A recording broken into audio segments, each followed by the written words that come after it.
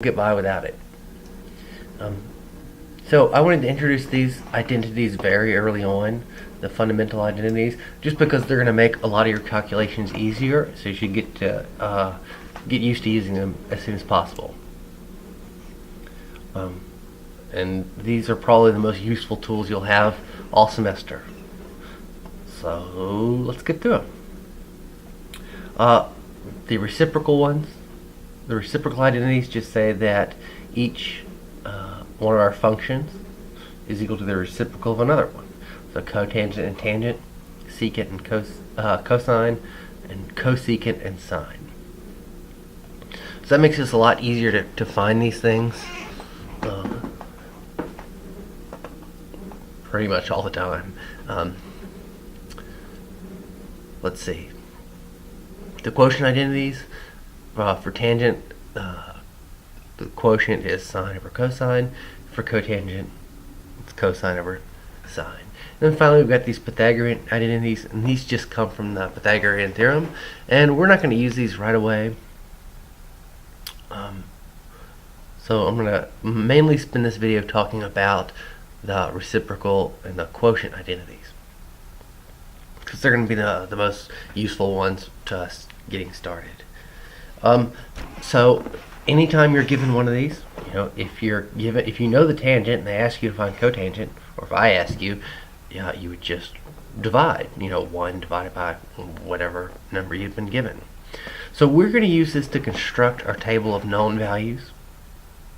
These are the important values for our trig functions. The trig functions of 0, 30, 45, 60, and 90 degrees. Before we do that, I just wanted to review just some rules for simplifying fractions. So the first one says that if we take a fraction, so a over b is my first fraction, and I divide it by another fraction, I can actually do this by multiplying. I take this j over k, this fraction on bottom, and flip it upside down, and change that division to multiplication. So let's see.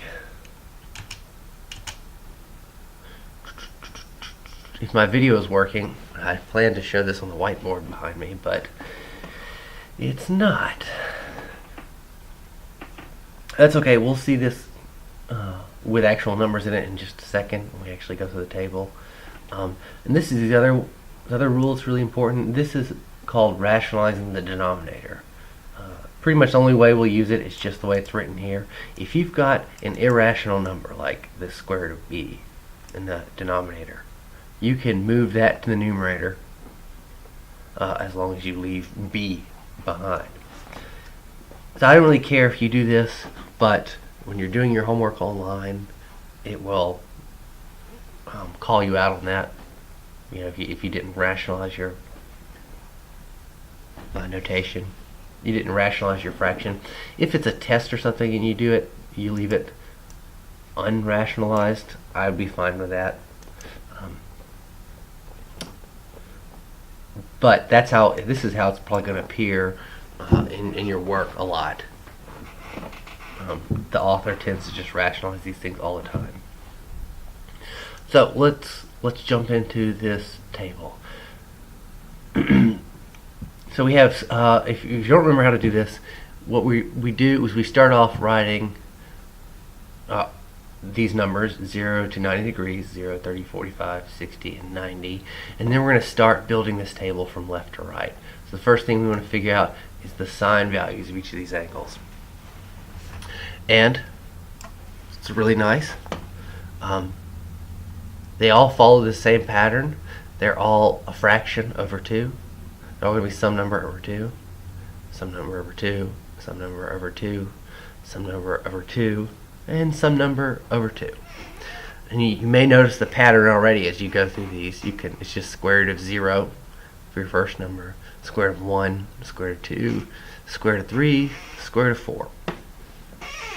As long as you can count to 4, you can always write down this list, and there's just a little simplifying to do. Square root of 0 is just 0. And when you divide 0 by 2, well, you get 0. Square root of 1 is just 1. So square root of 1 over 2 is 1 over 2. Square root of 2 over 2, we can't simplify that. It's already got the radical in the numerator, so we don't have to do anything else to it. Square root of 3 over 2 also doesn't simplify. And again, there's no radical in the denominator, so we don't need to do anything else with it. Now, square root of 4 over 2, that's going to simplify because we can take the square root of 4, it's 2, and then 2 divided by 2 is just 1. So, you may notice that I've used all these weird colors over here.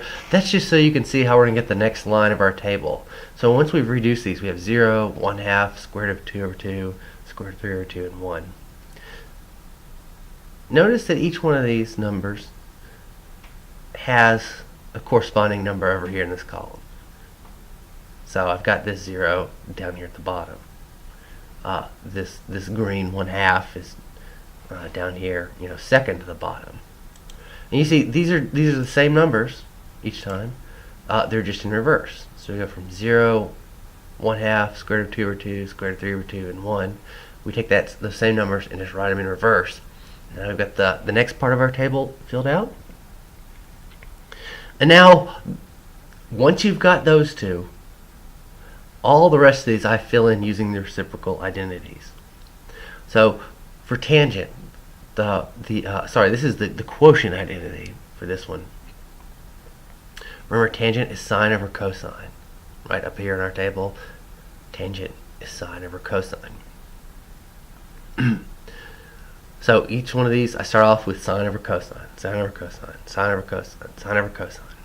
And what do I put in for those values? Well, if I'm looking for the sine of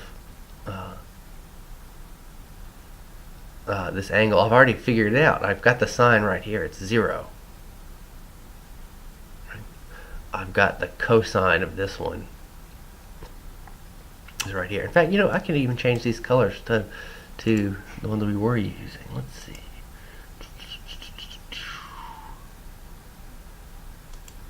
Oh, that's the wrong one.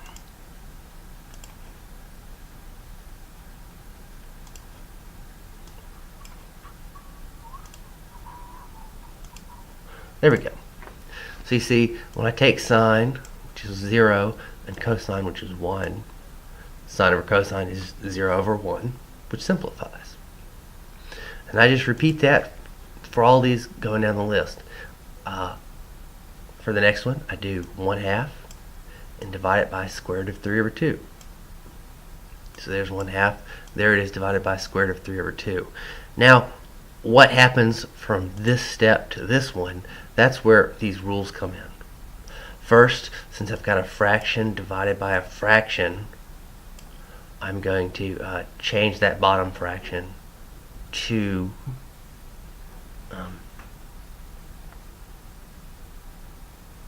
its reciprocal. I'm going to flip it upside down and multiply. So actually, let me do that for you.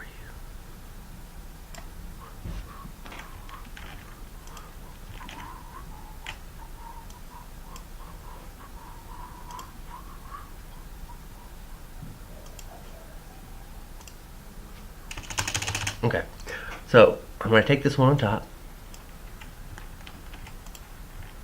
I don't change it. I take this one on bottom and I'm going to have to flip it upside down. So for that, I'm going to have to get out my equation tool. Flip it upside down, I get 2 over the square root of 3.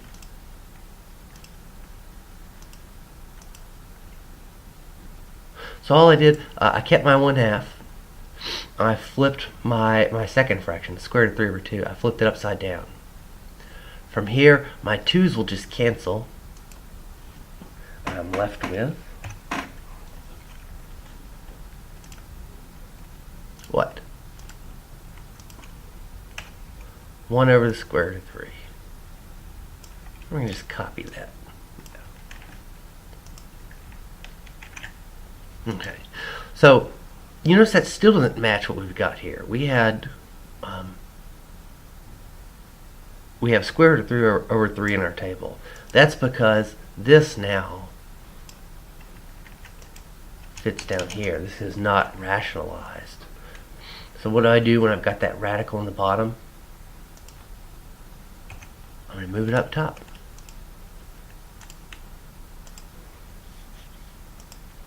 I'm going to leave my 1 there, just like here I left a. And I'm going to put my square root. Square root of 3 up there. And on the bottom, I just have a 3, not a square root. And then finally, 1 times square root of 3 is just square root of 3. So we're left with just that square root of 3 up there.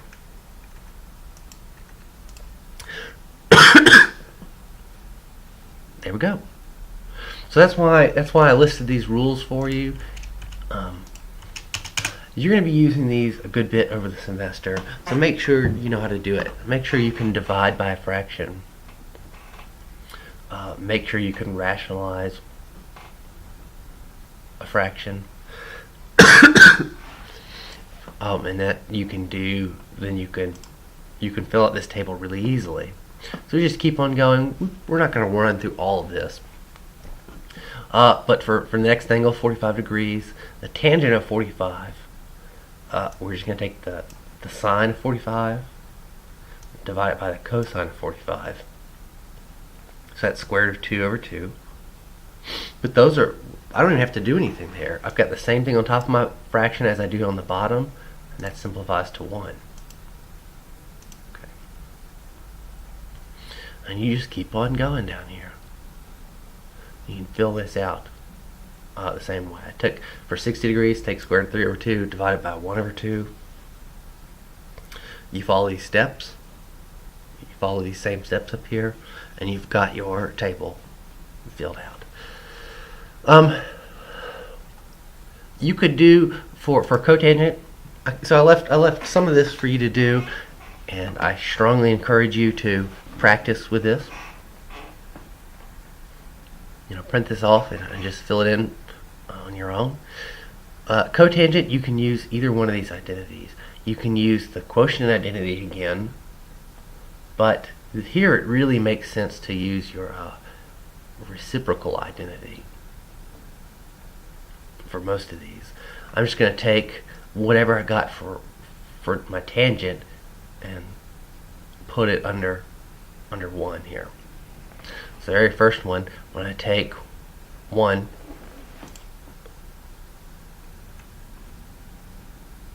and divide it by this 0 here, that's going to be undefined. So see if you can fill out cotangent you can either use your quotient identity. Remember, for cotangent, it's cosine over sine rather than sine over cosine. Or you can just fill it out with your reciprocal identities. For secant and cosecant, really the only way to go is through your reciprocal identities. So secant is 1 over cosine, cosecant is 1 over sine. So you can fill those out that way.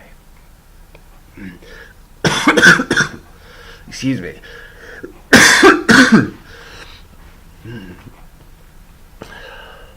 Alright, so practice filling that out. If you have any questions, just text me or give me a call, and I can try and walk you through whatever whatever spot you're having trouble with. Okay, that's it. That's it for these fundamental identities for now. So I use them to fill out this table. You can use them anytime you've got one of these values and you want to find the other ones. You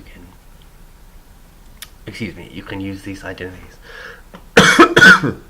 Oh, sorry, I'm a little sick, so I realize this is probably hard to hear me. But we will be continually using these all semester. I want to just introduce them as soon as possible since they're so useful and powerful. So here we go. Without further ado, I will let you go.